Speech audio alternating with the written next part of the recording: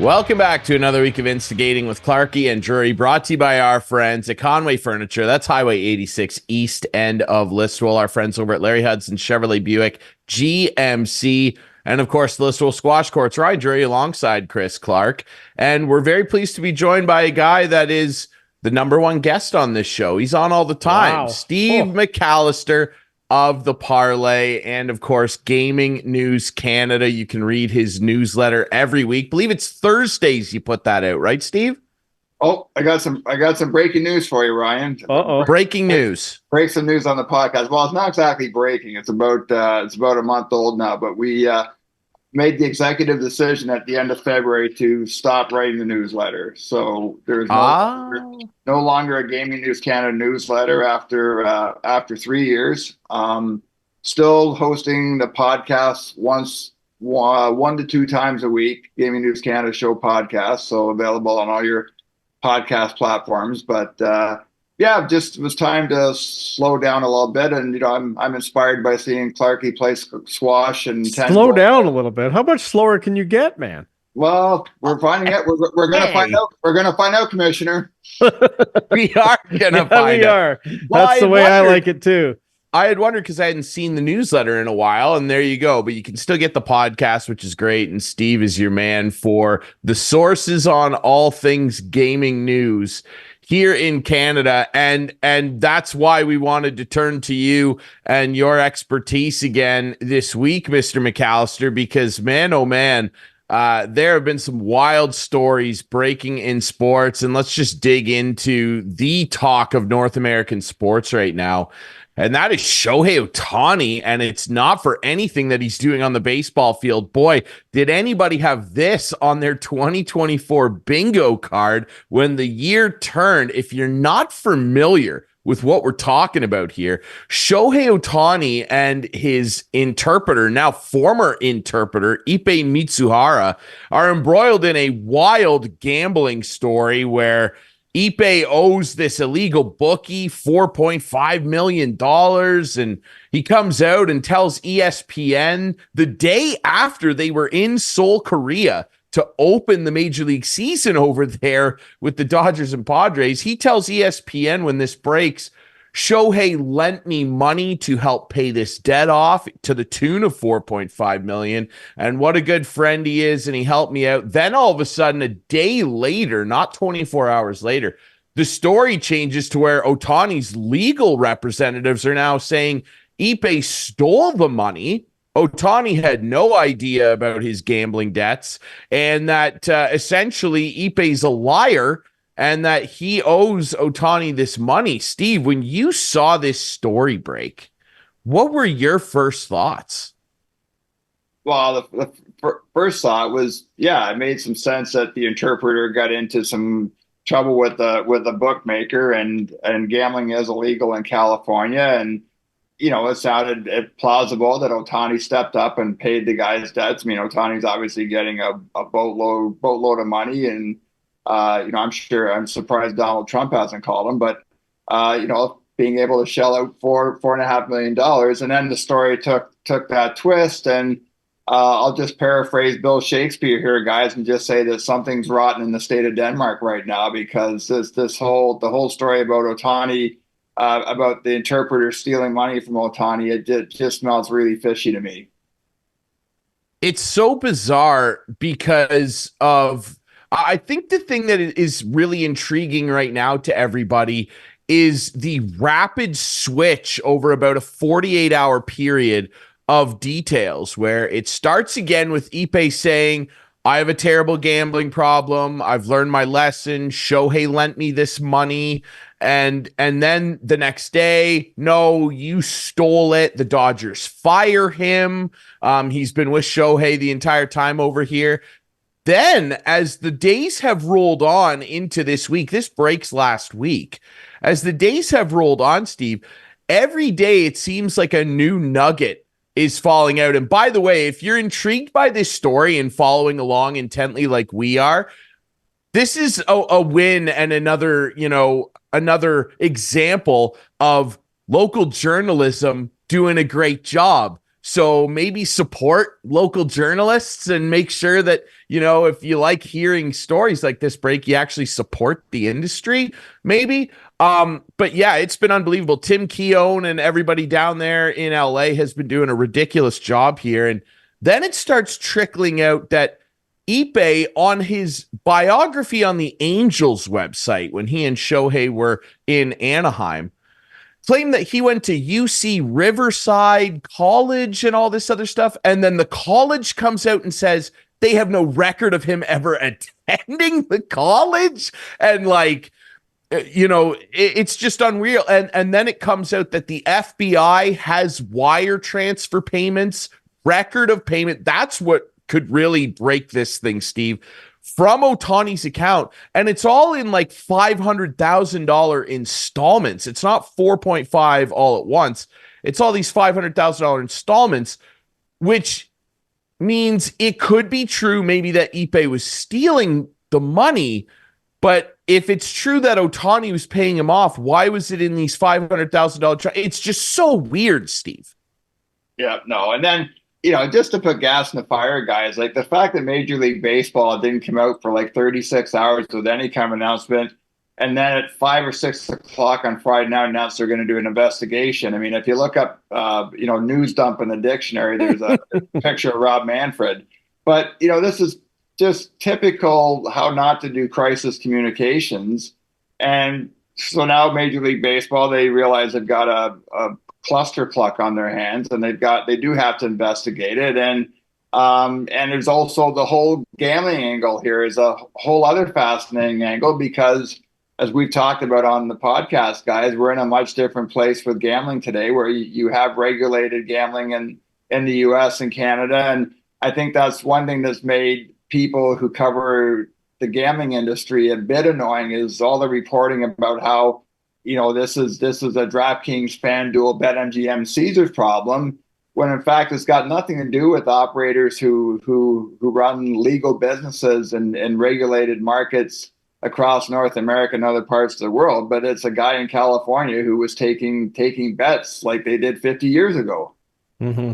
Mm-hmm. I saw someone on Twitter write a little mock sportscast on ESPN. I don't know if you guys saw it, but he says, "Welcome back to SportsCenter, presented by ESPN Bet. For more on the Ohtani situation, we go to our FanDuel MLB insider, Jeff Passan, at our DraftKings studio in Los Angeles, brought to you by Caesars Sportsbook." It's everywhere. Like, is this just like we saw it in the NHL as well? Shane Pinto. With Shane Pinto of the Ottawa Senators. NFL numerous times. Yeah. Like, is this just the beginning of this problem?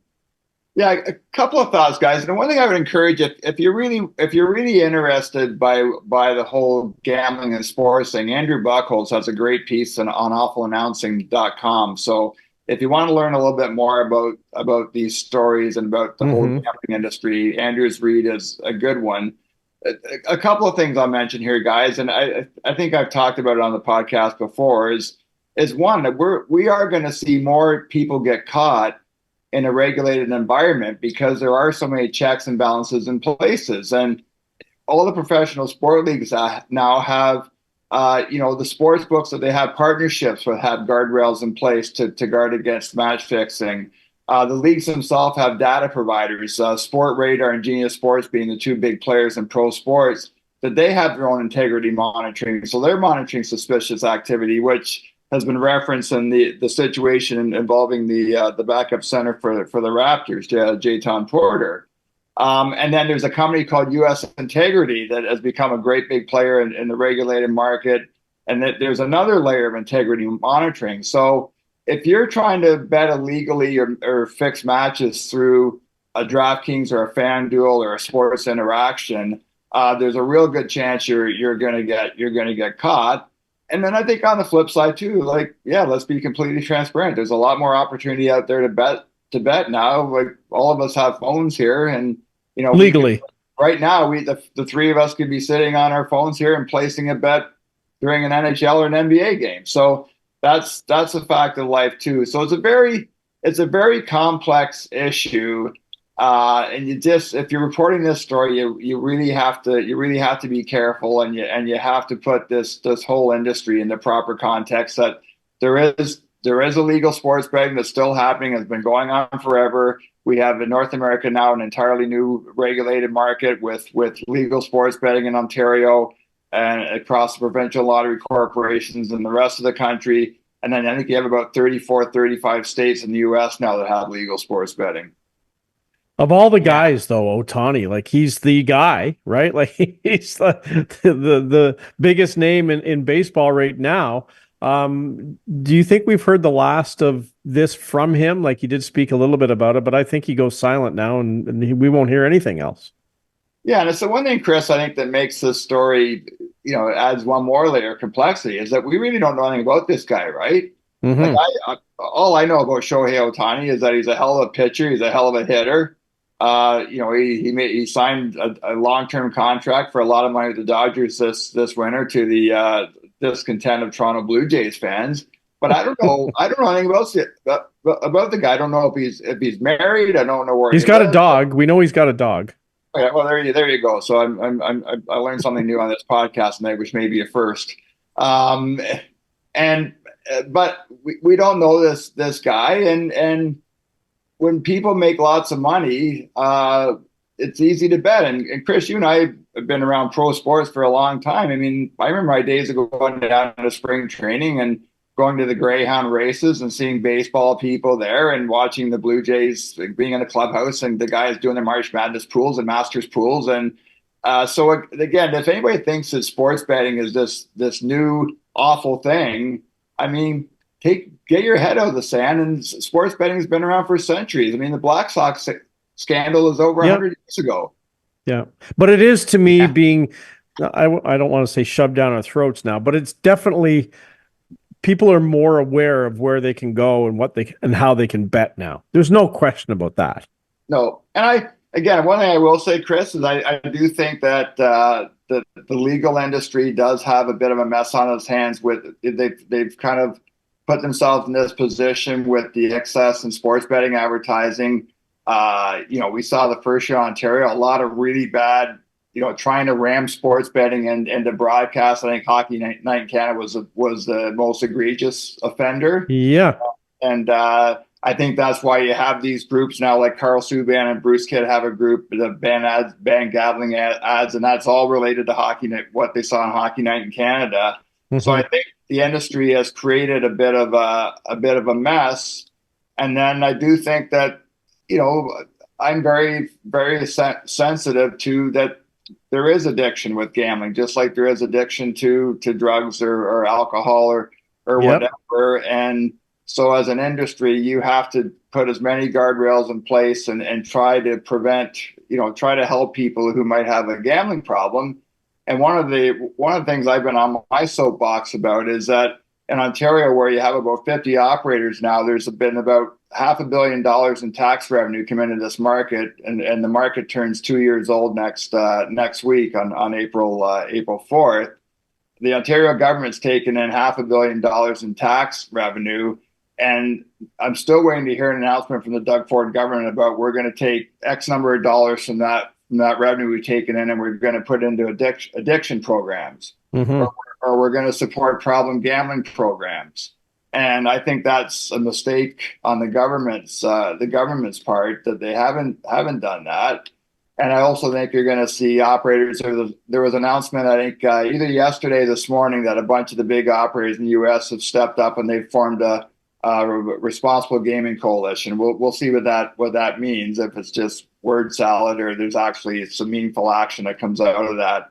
But when you talk to operators, guys, they're certainly aware that they do have a problem right now with the perception of the industry, and it's not a good perception. Mm-hmm.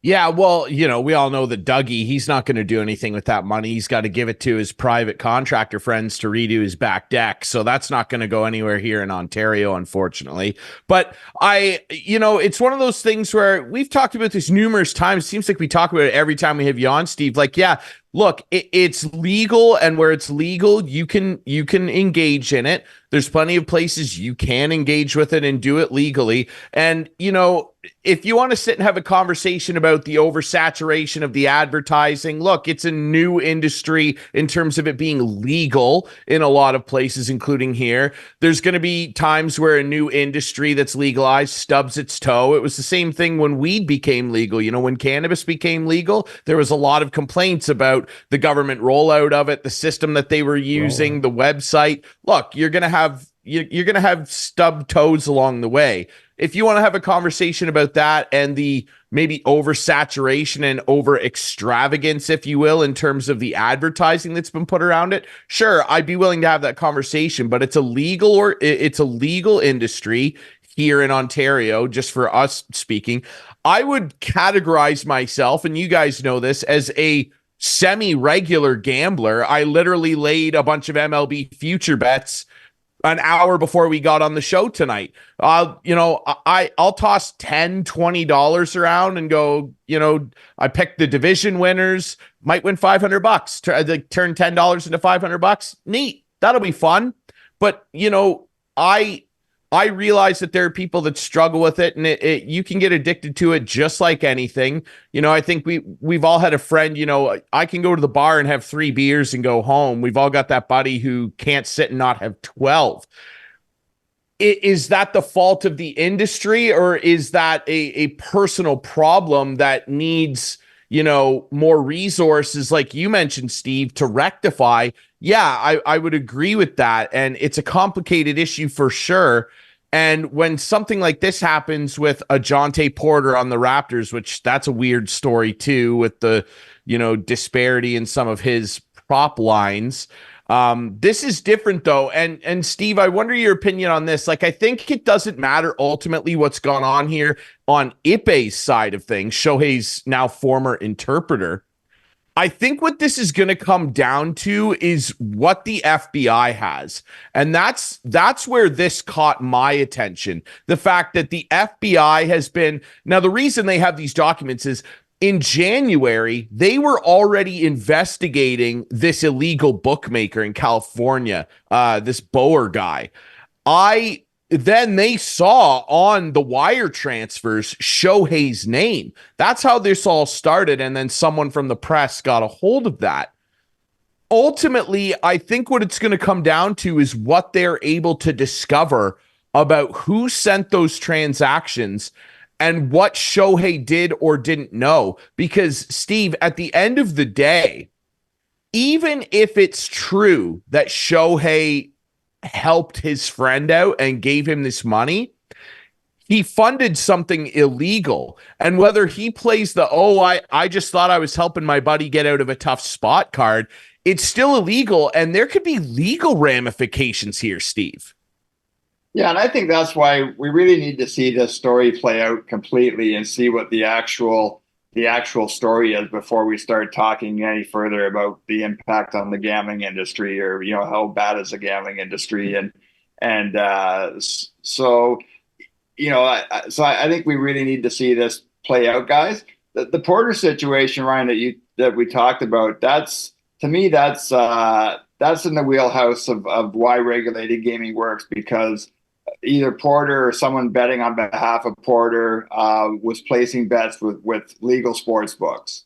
And again, that's very easy to track. That activity, I think the one game there where there was a whole bunch of Porter bets all of a sudden on him hitting the under on rebounds or points or something, and then he pulls himself from a game because of an apparent injury. I mean, that's pretty black and white. I will say the one thing that still surprised me is just how uneducated these athletes appear to be about league gambling policies. And I don't get that. Like, Clarkey, you remember when we used to walk into the clubhouse, the Blue Jays clubhouse at Skydome back in the early 90s, and the first thing you saw was a sign on the door that says you cannot bet on baseball. Mm-hmm. And that was 1992. And the NFL policy, I'll give guys a bit of a mulligan on that one, because the NFL policy is a little bit more restrictive, where if you're on a team training facility, you can't place a bet, or if you're on a team bus going somewhere, you can't place a bet. And I can see there maybe being a little bit of confusion of that. there should be no confusion that if you're a Major League Baseball player, an NBA player, an NFL player, an NHL player, that you cannot bet on your sport. And if you try to justify that somehow, you're an idiot. And so I think, I want to see the Ohtani thing play out before we really do some kind of a postmortem and see if there's a way for us to fix the apparent fixes for this industry. So, as I mentioned, we're talking about Ohtani here. And there's another guy who was accused of gambling in baseball who's been shunned by the sport. Do you feel any differently? What's your stance on Pete Rose? And do you feel any differently now with I was just gambling? Ask. Like, where do you stand? Yeah, I think Pete Rose is a scumbag. I think the guy bet on baseball. He was a manager of a baseball team. To me, that's a slam dunk. The guy does not belong in Cooperstown. And again, we can have this debate, and there's guys out there. I respect the hell out of Jeff Blair, and Jeff Blair says that we shouldn't be putting people in the Hall of Fame or not putting them in the Hall of Fame based on character. I disagree with that to a certain extent. I don't think Barry Bonds should be in the Hall of Fame or Roger Clemens. No. But I respect the fact that guys have differing opinions on that. But yeah, Pete Rose is black and white. The guy bet on baseball and he screwed up. And again, I think if you watch Pete Rose over the years, his actions and his words, I mean, he's just not a good guy. Yeah, he's not helped himself. I was going to just ask that, Clarkey. Great minds think alike on this show. I did wonder, if you're Pete, that's a debate for another day, Steve. Another show. If you're Pete Rose, I was going to ask, are you throwing the car in drive and backing into old Bobby Manfred's driveway and knocking on the door and saying, he already has. Let's get a photographer over here. I'm ready for my bust. Do you have a 3D printer in there, Rob? Let's get this going. And I respect your opinion, Steve. I personally think all three of those guys should be in the Hall of Fame. Because I understand, Roger Clemens, by the way, he did a fantastic interview with Pitching Ninja the other day. Go watch that. It's incredible. He's a bit more on an island for me from the other two. The other two guys, Bonds and Rose, are clearly, they're not the greatest people in the world. And if Pete doesn't get in, which I don't think he will, it's Rob Manfred has said numerous times, I have no interest in revisiting Pete Rose. So I don't think he will get in. So even if he doesn't, I don't think it's the hugest deal in the world. Bonds is a little different for me. I still think that even if he didn't take the juice, which he did, he was going to the Hall of Fame anyway. And I still feel the same way about Roger Clemens. They were going to be Hall of Famers. So we could have that argument all day long. When it comes down to this, though, with Shohei, you mentioned earlier, we really don't know about the guy. I was blown away the other day to see this article that he is married. Shohei Ohtani has a wife. Her name's Mamiko Tanaka. She's a former pro basketball player. I'm scrolling the other day, and all of a sudden I just see Shohei Ohtani's wife. Meet her. Here she is. I was like, okay, he kind of is similar to almost the Sidney Crosby of baseball. We don't know anything about Sid, who he hangs out with, anything. So that's part of the mystique factor with this story too. When this all broke with Pete Rose back in the day, everybody knew who Pete Rose.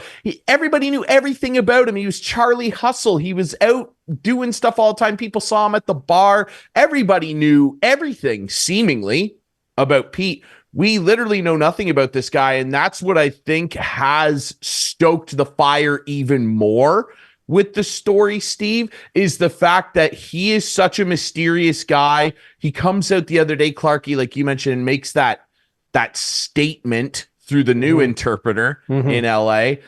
And Ipe also, he said, I never bet on baseball. I never bet on Shohei or anything to do with him. I bet on international soccer, college basketball, a couple other things.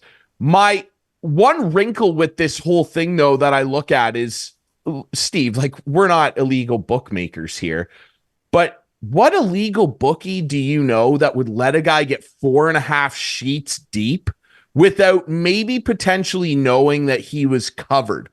That's what's sticky here is the FBI is going to have to sit down with this guy, which they were already investigating him, the bookie, and figure out like by the way, the bookie said that he's never had direct contact with Shohei Ohtani or taken bets on his behalf.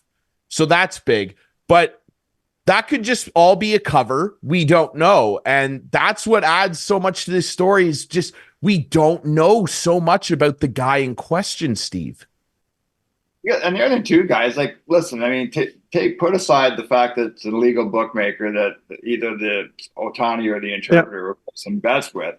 A guy making as much money as Shohei Ohtani, losing $4.5 million in bets isn't that big a deal. And that sounds crazy for me to say that, but how much did he win? How much did he win? Aside from losing the $4.5 million.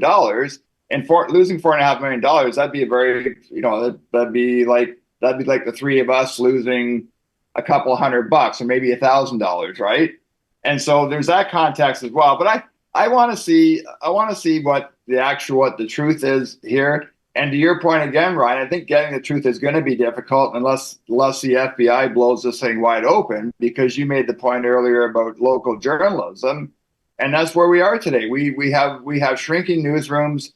We have shrinking access to players and executives. It's harder and harder than ever to get information. But I think you make a great point, Ryan. I think given what we've seen so far, it's going to be the FBI that's going to lift the lid off the cover here.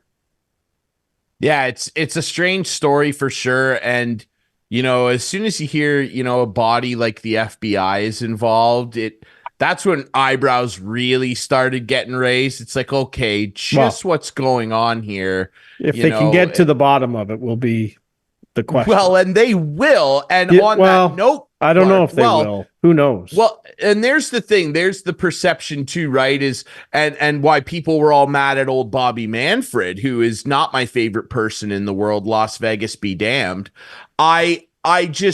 Because people see this, and it took like 3 days for baseball to comment, and then another day to confirm, yes, we're doing an internal investigation. It's like, Bob, like, I know he's your golden goose here, but like, you can't do this. And to your point too, Steve, like gambling involving athletes has been around for ages and ages. The Black Sox, Pete Rose, of course. Remember 2 years ago, guys, that goofy story came out where Jock Peterson was in like a verbal altercation with another guy. I can't remember who it was that he was involved in it with.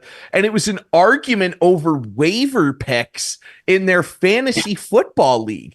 Jock Peterson wore a t-shirt. He had a t-shirt made that said waiver stashing is not illegal or whatever it said. Like they were fighting over their fantasy football league. Like, you know what I mean? And I remember I remember learning in college, like sports gambling involving athletes goes all the way back, to the birth of the Olympic Games. There's this famous myth about a track star in Greece, and he intentionally threw a race at the second Olympic Games so that his family could have more bread. Like this is thousands of years in the making, Clarkey. I'm blowing your mind. No, and I agree with you. And I'm hey, listen, I'm a skeptic because I think I'm a skeptic when it comes to people claiming their innocence, because I always think where there's smoke, there's fire. Like we heard, I misremember how many times, and like, I just don't believe it. I really don't believe it. We have a Canadian curler right now, who's been accused of taking an illegal substance. Sorry. And I'm not saying her personally. I just don't believe it in general. When I hear this thing, and when I hear that maybe Ohtani was bet, yeah, you know what? I believe it. When these athletes come out and say that they're innocent and they didn't do it, I think it's just over the years. Maybe I'm getting old, and well, I am getting old, but I've just seen it so much. I think it's all true. It doesn't help either, Chris, when you Ohtani hires a crisis communications firm. That's a red flag for me. I know you idolize your good friend Gary Bettman, but when the NHL doesn't come out and explain why Shane Pinto got suspended for 41 games, just saying it's unrelated activity, I think that did everybody a disservice. So be transparent about what happened. Right. Probably a lesson to be learned by other NHL players or scouts or front office people or equipment managers or trainers. And it makes no sense to me at all that the NHL that we didn't find out why Shane Pinto got suspended for half a season, that's serious. I mean, shit, you can run a guy head first in the boards in the NHL and get 2 games. And you know what? And you've been in boardrooms. You've heard it. They always want to put spins on things, like, oh, we got to say it like this. We got to, instead of just you're never going to hear the truth. As much as we want to hear it, you're never going to hear the truth. They always want to put a spin on their press conferences or in their press releases. There's always a spin for sure. And maybe Ryan, at least the reason that I don't think some of these guys should be in the Hall of Fame, and maybe Steve, you're the same, is I think that their characters should come into play. And if you're in a dressing room of a Major League Baseball team and you're treated like shit, you have a different opinion about these guys. It's like, screw you guys. That's how I feel about it anyway. Like, Dave Stieb treated me like crap. Yeah, it's funny, again, Jeff Blair, who I think is one of the greatest baseball writers in my career. He refused to vote Gary Carter in the Hall of Fame. And again, when I look at Gary Carter's numbers, and I watch the Expos a lot with Gary Carter's best years, like, to me, Gary Carter belonged in Cooperstown. But obviously, Jeff covered the Expos for the Montreal Gazette for years. And to your point, Clarkey, there was something obviously really bad with that relationship. And listen, I mean, Ty Cobb was a racist. Ty Cobb was a horrible human being and is in Cooperstown.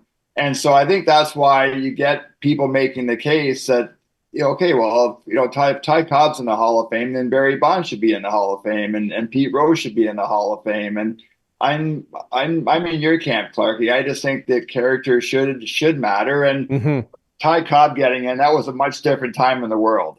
Absolutely. A bunch of racists probably voted him in. Yeah, exactly. So, right? You know what? You guys have swayed my opinion. I'll say that. I agree because, despite the people that will say, well, it should just be about what they did on the field and it should be stats.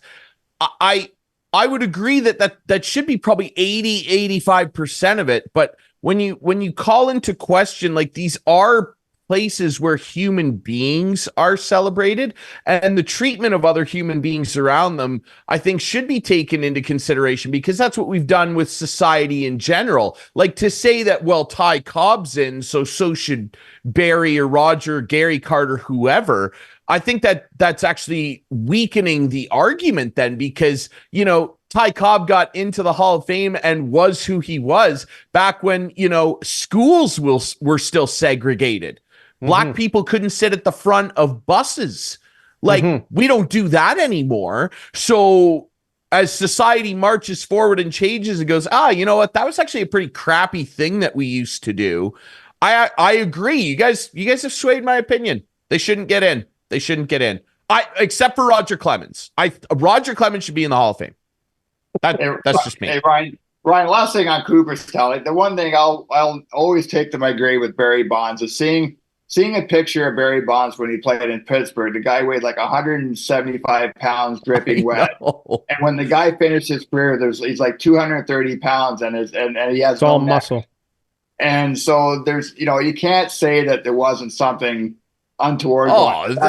That's not spending time at Gold's Gym in the winter time, giving that body. No, the guy Mark McGuire the same.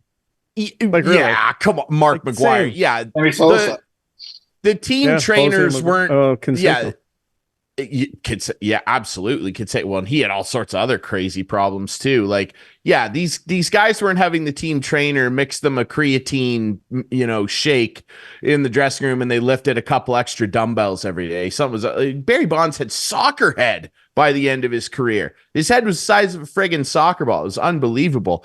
They were doing the same stuff, Ryan. They were taking the same stuff that Clarkey used to feed us before the fan celebrity hockey games. And absolutely, yeah, that's right. It's like the scene from Space Jam. Bugs' special stuff. I didn't know what this. I didn't know what it was. I misremembered. I misremembered. Well, Bugs stuff was just water, allegedly, right? Anyway, or it was Jordan. It was Michael Jordan. Jordan shouldn't be in the Space Jam Hall of Fame. Let's put a bet down, McAllister. Where do the Jays finish this year? Well, to me, they look like a bottom half of the AL East, Clarkey. There's a lot. Seems to be a lot of question marks with the offense. It just seems that Ross Atkins didn't really do much to address it in the off season. And now you got pitching questions. It looks like Romano and Swanson are going to start the season on the IR list, and Gosman and Manoah were banged up a bit at spring training, and I think it's going to be tough for them, and you really have to wonder, is this Ross Atkins last season in that general manager's chair? But if they miss the playoffs, it has to be. You know what, guys? How many times have we said that with the Maple Leafs, though? Like, it's the same thing. It's unbelievable what's going on in Toronto sports. Well, but who's the GM there now? Right? I mean, a change did come. Yeah. A change. It was sort of a change mutual is going to parting. come. Hey, Clarkey, I know we're going in a different direction, but I don't want to forget, like, Keith Pelley takes over on Tuesday as the new head honcho at Maple Leaf Sports Entertainment. Like, based on what you know about Keith, do you think he's going to come in and upset the apple cart, or do you think I do. What if they won? Yeah, you think he'll have the blessing of Rogers and Bell to do that? I think he had to have, or he wouldn't have come. That's my I think he wouldn't have taken the job. Yeah. And I agree. Yeah, if that was I was going to do a little rapid fire with you. Like, who's going to win the Stanley Cup? Who's going to win the Cup? Yeah, it's funny. I was at Vegas's home opener back in October, and I like Vegas a lot. Obviously, they've come back to earth a little bit. I think it's going to be someone from the West. If you asked me today to lay some money, I would say Colorado, or I've still got some faith in Vegas. I just don't think Vancouver has had a great regular season. I just think they're one of those teams that's going to have to take a step back before they take a step forward in the playoffs. So I like Vegas and Colorado right now. So the Canadian drought continues. The Canadian drought continues. You know why I like this? This is a new segment, Clarkey. Prepare something for next week. Clarkey's Rapid Fire. I like this. We're going to do this from now on. I'll participate. You know what? Brought to you by the Parleh. The end is going to come. Can we not find a car dealership in Listowel that could sponsor Listen. We're well taken care of on that front. The deals are hot over there, Larry Hudson's. Here's what it is. Let me tell you what. As the great band Greta Van Fleet once prodigiously said, a change is going to come because the Winnipeg Jets are going to win the Stanley Cup, Clark. Wow. There you go. Right.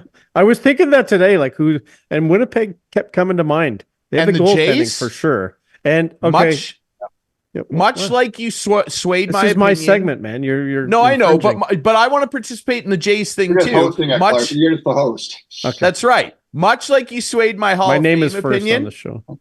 I've gone. That's because you're older than me. I've gone with I'm Mr. Optimist today. The Jays are going to finish second in the AL East. They're going to be a wild card team. They're going to win 90 games. Gosman's ready to go. Did you see his spring training start? He's a freak. That's what's going to happen. Good. We got one guy. Go ahead, Clarkey. Brian, is there some leftover product from the opening of the cannabis industry going on? Listen. Okay, NHL MVP. Here. NHL MVP. Nikita Kucherov. He doesn't count because he mocked the All-Star game. Yeah, I mean, doubling down. I'm not asking you. McKinnon's on a hell of a run with this, a 35 or 36 game. Yeah, it's unbelievable right now, and he's had a great season. It's funny, Ryan, when I was driving to Listowel last night with two buddies of mine, we were talking about if we had to start an NHL team, who would we take first? And I think there's, you couldn't go wrong right now with Kucherov, Matthews, McDavid, McKinnon, and maybe Cale Makar in there. But I think anointing Connor McDavid the best player in the world right now, I think there's a really good debate to be had there. And I love Connor McDavid. He's an incredible hockey player, but does Matthews only come in if he gets 70? Like, is he only a finalist if he gets 70, or is he not even a finalist if he gets 70 goals? I think he's a finalist. I think he should be a finalist, Chris. I think the guy carries that team, and I think he's become such a complete player. I love his game.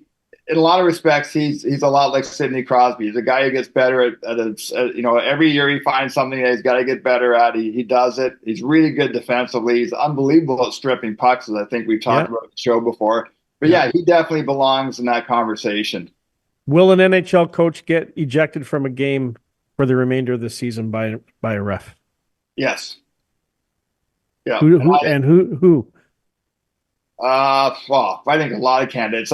The one guy I'm really disappointed in, guys, is Paul Maurice, and I've been really surprised the last two seasons how abusive Paul Maurice is to officials. Mm-hmm. And again, last night, Ryan, I spent the last two periods of that game in Listowel with Scott Driscoll, the former NHL linesman who's now supervising for the Ontario Hockey Association, and I was just talking to Scott and just saying I think NHL referees have always put up with way too much garbage from coaches and players, and I wonder if what we've seen lately with Tortorella getting tossed and Sheldon Keefe getting tossed, that referees are finally fed up, and I'd be shocked, Clarkey, if we don't see another ejection before the end of the regular season. Well, I know Paul Maurice has been known to be one of the biggest chirpers there are out there. I work with Paul. He was a terrific guy, but they're definitely different when they're behind the bench coaching a game. No question Paul about was it. The one I was going to nominate. So Paul Maurice, I wouldn't doubt it. And the way the Panthers have been losing lately, they could be at the peak stage. They'll be okay. Yeah. Oh, that's it for rapid fire this week. Thank you. No more rapid fires. That's it for now. I like that segment. I like that segment, Clarkey. That's a keeper. Yeah, I think we're going to keep. We're going to keep that. We're going to consider letting Clarkey continue with golf picks. That's still up in the air. But the rapid segment creator, official instigating segment creator, Clarkey, you're the president. And maybe it should be rapid fire with Arthur and the commissioner. Yeah, I like that a lot. I like that. Yeah, Ryan, can you just remind that Bernhard Langer is now on the Champions Tour, though, for Clarkey? He doesn't play on the PGA Tour anymore. Here we go. We don't let him pick guys like that. Although, you watch the show, Steve. I know you support the show. You've seen some of the greasy activity that's gone on here recently. And we're going to get into it later, but there was more greasy activity this week. Where I didn't, we're gonna have to address that. I've been a busy guy, and I didn't check. When I see texts coming in from Ryan and Ian, I don't always read them. And then today, I'm catching up on our WhatsApp group chat for the show, and apparently we had an agreement that we were going to throw out the rules this week in our turn. You can't throw out rules. No one won. Nobody won. Nobody won this week. I didn't pay attention because I knew my guys didn't make the cut. Don't worry. We're going to address that, okay? All right, fine. And but before we do that, we have to say once again, thank you very much to our friend Steve McAllister of Gaming News Canada. Remember, you can still get the podcast everywhere and of the Parleh as well. Mac, you're the best, man. Thanks for coming on. Ooh. Hey, guys. Always love these segments, guys. Look forward to joining you again soon. Let's do this during the Stanley Cup playoffs. We have to. Absolutely. There will be many more rapid fires. Steve McAllister, ladies and gentlemen. All right, we'll be right back. And Clarkey and I, as promised, we'll address the controversy at hand. That's not at the hand of Clarkey this time. We're going to address that next here on Instigating.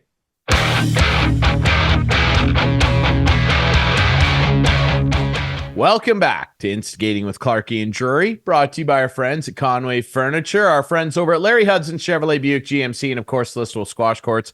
Ryan Drury back here with Clarkey. Thanks again to our friend Steve McAllister. Stevie Mac's the best. I mean, he just always gives us ton of time. We're always like, why don't you hop on for 15, 20 minutes with Steve, 40, 45 later. It's like, okay, thanks, guys. What a beauty that guy is. Yeah. Okay, Yeah. Clarkey, let's address this. Let's address this issue. Now, we made a lot of bones recently about your cowardly lion play at the Mexico Open, trying You to guys, grease I me out of think, making picks. hit the same All right? level. Yeah. We really did that. Now, Doigie, for all of you who watched the show last week, we made Valspar championship picks. Now, you all know the rules. Yeah. If you have a guy miss the cut, you get a penalty stroke on your 4-pack of picks. You get a penalty stroke. If 2 guys, so half of our team, miss the cut, your team's disqualified. Yeah. By Friday. I just let me just cut in here for a second. Please. Adam, are you able to turn on your mic? Our producer, Adam, I'm just wondering. Yeah, okay. So there's Adam. Okay, so I have a question to ask our producer, Adam. Sure, okay. Because as you were just about to mention, after Friday's round, we all had 2 guys that missed the cut. We were all DQ'd. We are all DQ'd. Adam, you're an innocent bystander in all this. What should happen? I don't even know what Ryan has planned. Like the rules say, nobody should win at this point. Like the rule says, 2 guys. And that's exactly what should happen. Okay, go ahead, Ryan. And that is what is going to happen. So here's what went down. Because all of our teams DQ'd, Doigie put forth the proposal that Clarkey again didn't read. No, didn't read it. On Friday, that said, well, let's just roll with the 2 guys we all have left. And I said, well, that's awful convenient because you're in the lead. Oh, yeah, exactly. I didn't know that either. I said verbatim, I guess I'm okay with it. Clarkey, what do you think? And I didn't answer. You never responded. No, sorry. Now, been busy. If that been busy. If that had and been that's not thing, an excuse. It's not an excuse. Well, no, but it is though, because why would you ever think that this would be a thing? Right. Now, why did I rolled with Doigie. I was peer pressured, and I said, okay, fine, we'll do it. Now, Doigie, quote unquote, under those circumstances, quote unquote. No, it doesn't even matter who won, who lost. Doesn't matter. No one won or lost. We don't need to say anything. I just love today. You're texting everyone, and we go, but we agreed to just let it roll. Like, and you didn't. Now I agreed with Doigie's proposal. I said, okay, fine, we'll just roll with the 2 guys. Anyway, no, we all lost. Like we couldn't pick. We all lost. There's no winner. No, one of us could pick 3 guys that made the cut. Man, oh man. And it was a weak field, but that's not an excuse either. I'm complicit in this. For the first time this year, I was even kind of bad. Not very good. But none of us win. Doigie. No, don't even put it up. But don't say who won. This is what Doigie wants to stand by. Okay. Whatever. And we're not going all to. By himself. And here's why. And it goes back to our Pete Rose discussion earlier, right, Clarkey? The rules are the rules. We established these rules for a reason. We all, as you can see, have 2 players that missed the cut. We all are gone. There is no winner. I remain the reigning champion, and we will roll. We're going to roll forward. We're not going to make picks until the Big Daddy Topper, the Masters, which will be a big, big deal. And Clarkey, I'll be honest with you, I'm dead serious. I'm genuine when I say this. Yes. Really, I am. Yes. I genuinely hope you win the Masters pick. Thanks, buddy. I really, Thanks. And you hope the Leafs win the cup. Really do. Things are turning around. Yeah, I do. I know you've said it before. I get it. I'm Mr. Positivity. I want you to have a picture like this behind you. I really do. Look, I have the space. Yeah, you have. I'm redoing things. I have the space. It's a blank slate, as they say. It's a blank space right now. I'm ready to go. Yes, you're Taylor Swift. You got a blank space and ready to write some names. How about that? Right. Exactly. There we go. Yes, including if HST and delivery. Well, we know who includes that in their great prices, but I was going to say, before we move into our friends at Conway Furniture, I was going to say, including the now newly touted business guy, Mitchell Marner, who should be back from injury soon. Business trousers. Yes, he's no longer fancy. We don't know. You know what? We don't even say that around these parts anymore. No, we don't say that around here. Don't say FP anymore. Mitchell, all business Marner. That is the guy, and he will be hanging behind you soon, holding a Stanley Cup in a big frame. How about that? There we go. We're all positive here. We're very positive. We are. It's going to be fantastic. My Capitals might make the playoffs. How about that? Really? I know. We watched the game together. We haven't even talked about that. Yeah, the trouncing there. Well, it was a competitive game till the third, and then the Leafs put the pedal down. My buddy Tommy Wilson smacked the guy. Well, let me just tell the story. Let me tell the story. Ryan's on his phone. He's not watching the game, and I'm like, "Whoa!" And he goes, "What?" And I go, "Tom Wilson's going to get suspended." I go, "Yeah, what'd he do? What'd he do?" And then he goes, "Oh, that was pretty bad." Yeah, 6 games. Dude, I thought he would have got 3 or 4, but he got 6. Well, I'm not a crazy. Well, he's Tom Wilson. I'm not a crazy person. I don't sit there as a fan and go, our guy did. But it is crazy watching a game with someone who was a fan of the other team and just thinking how the officiating is so bad for your team, and I thought it was so bad for my team, and it's like that's what a fan is all about, right?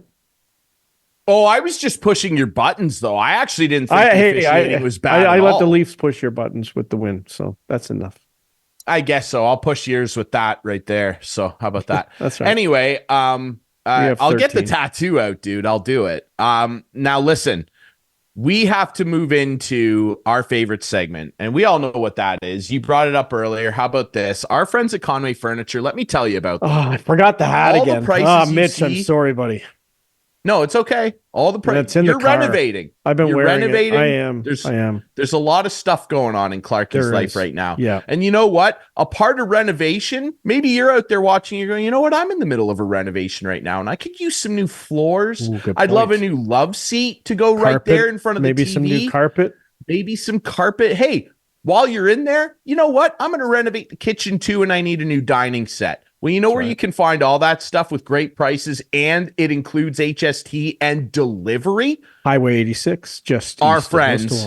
Oh, where's our intro? We have permission to play that. Adam, do you have it?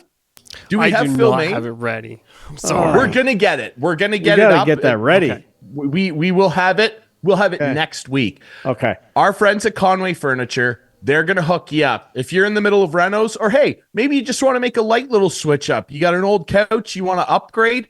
They're the people you go see. Conway Furniture, Highway 86, east of Listowel. Now, our couch potatoes, Clarkey, we usually let you go first. That's fine. You can go first. I like to yield to the elder statesman here, the smart guy, my mentor. Thanks. I'm trying to pump your tires. We're Mr. Positive this week. Thanks. Okay? And on that note, I was going to go negative here, but I thought, you know what? In the spirit of the show this week, I'm Mr. Optimist here. Wow. I can't do it. I was going to go after the NFL and the new hip drop tackle thing. Stupid. We're not going to do that. Okay.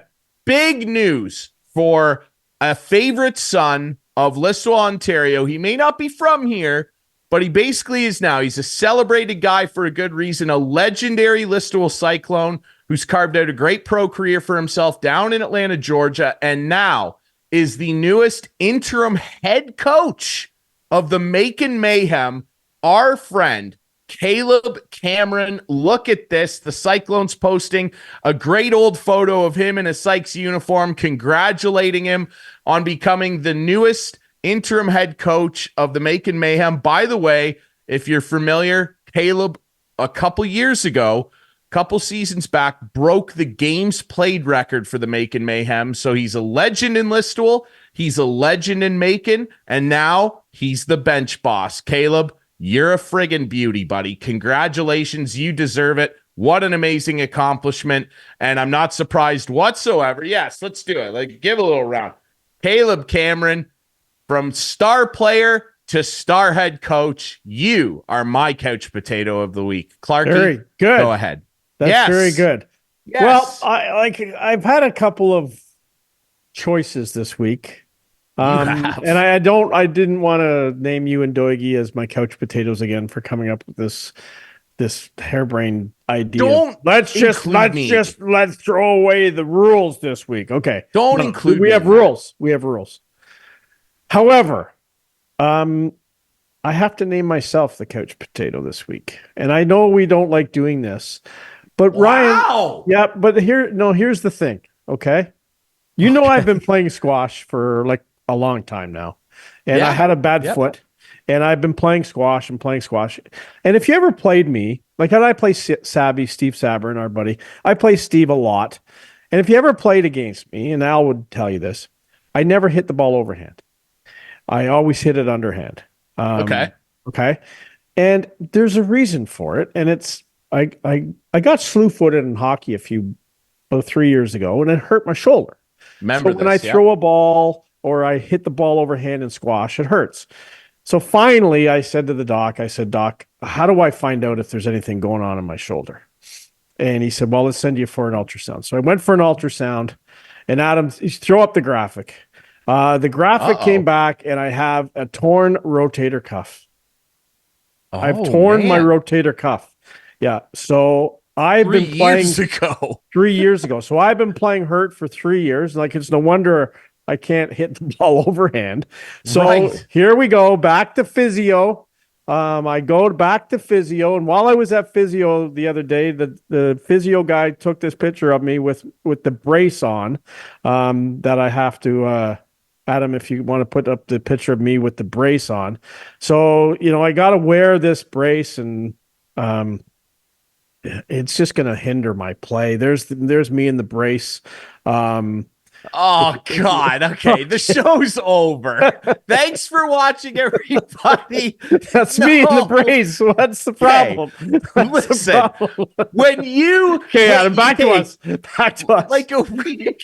Like a week ago, you chastised me and said you can't ever make me your couch potato ever again. Then you nominate yourself, and I'm feeling sorry for you. I'm going, look at this poor guy. No, but I do have it.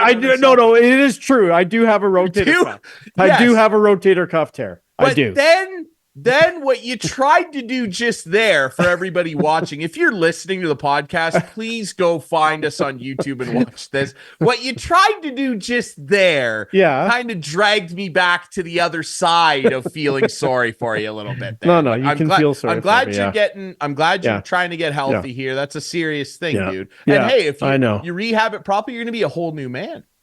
Well, hey, I could throw a ball again, maybe. And the doctor said that it's got really good physio for this type of injury with the torn rotator cuff is good, and it should help. It should fix the problem.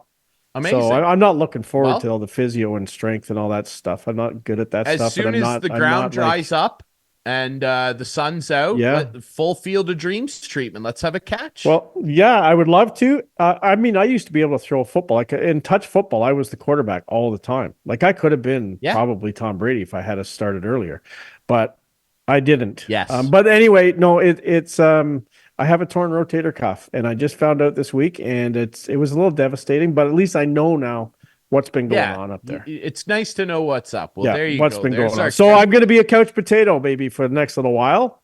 Watching the Jays lose, probably, but I'll be a couch potato because on that six pack. I got to find out if I can still play squash while I'm doing the rehab. As long as I don't hit it overhand, I think I'll be okay. You'll probably be fine. The abs will carry you through. Really quick. Can I jump in with a third couch potato? Can I jump in with a third couch potato? Because you guys were mentioning Nathan McKinnon. You were mentioning Nathan McKinnon early in the show, and I just got to throw some love to my Nate Dogg boy. First player in the NHL to have 2 streaks of at least 19 games. Only one. Gretzky, no. All the other great scores you can think of. Oh, not even Ovechkin has ever had one. So there you go. That's amazing. How about that? Well, he's on track. This point home scoring record that he's going after here. He could legitimately overtake one of Gretzky's records. Unbelievable. He could. He's already passed Joe Sakic on the most points by an Avs player. And he's chasing Marcel Dion for the most points in the franchise Quebec Nordiques history right now. So how many times has he scored 70 goals? I don't know. I'd have to look that one up.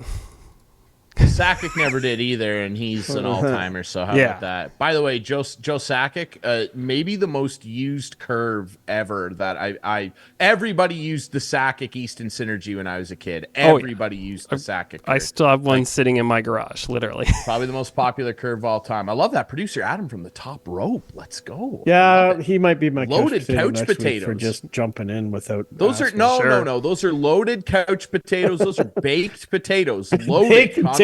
Yeah, that's what we should call Conway them. Furniture Couch Potatoes. I love it this week. Guys, Really quick, Clarkey. Yeah. Larry Hudson, Chevrolet Buick GMC. Hey, potatoes, you like to have them hot. We know that the deals over there are hot. The deals Spice it up. hot. What's going on over there? Well, we are open Saturday. So if you're around this Easter Saturday, come on in. I'm there. I'm happy to help you.